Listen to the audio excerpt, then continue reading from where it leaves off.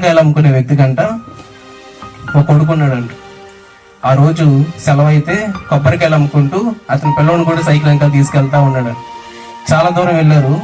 దావత్ అవుతా ఉందంట ఆ పిల్లవాడికి. నాన్న ఒక కొబ్బరి బోండం కొట్టొచ్చుగా, నేను కూడా తాగుతాను నీళ్ళు అన్నాడు. నాన్న అన్నాడంట, నీకు కొట్టేస్తే 20 రూపాయలు వేస్ట్ రా, కొబ్బరి బోండం 20 రూపాయలకి అమ్ముకుంటున్నా నేను, అనవసరంగా నీకు కొట్టాను అనుకో 20 రూపాయలు నాకు వేస్ట్, వదిలే, దారిలో ఎక్కడ ట్యాప్ దొరికితే కనుక మంచిది తగ్గాలి అని. సరే చిన్నోడు అలాగే సైకిల్ వెనకాల వెళ్తా ఉన్నాడు. చాలా దూరం వెళ్ళారు.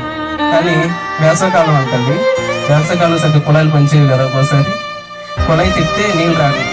కొడుకు అడిగాడు, నాన్న బాగా మధ్యలో ఉంది నాన్న, నీళ్ళు రావట్లేదు, కొబ్బరి బోండం కొట్టొచ్చు కదా అంటే, అరే వేస్ట్ రా, నీకు అనవసరం కొట్టేస్తే 20 రూపాయలు వేస్ట్ అయిపోతాయి, బోండం వేస్ట్ అయిపోతాయి, ఇంకొంచెం దూరం పద, ఊర్లోకి వెళ్ళిన తర్వాత ఇంకో ట్యాప్ ఉంటుంది తాగ్యాలి అని అలా నడుచుకుంటూ వెళ్తా ఉంటాయి. ఎందుకంటే కొడుకు మరణించినాడు. దావతికి అయితే స్పృహ తెప్పల పడిపోయేసరికి ఆ తండ్రి ఏమంటున్నాడంటే, వెంటనే ఆ కొడుకుని ఎత్తుకుని పక్కన ఒక గుడి ఉంటే గుడి దగ్గర పడుకోబెట్టేసి, దేవుడా నా కొడుకుని బతికిచ్చు, 100 కొబ్బరికాయలు కొడతాడు. ఎన్ని కొడతాడంట? కింద కొబ్బరికాయ కొడితే సరిపోయింది. పిసినారి తను ఏం చేస్తుందంటే మనుషుల్ని మైండ్ సెట్ మార్చేస్తుంది. పిసినారి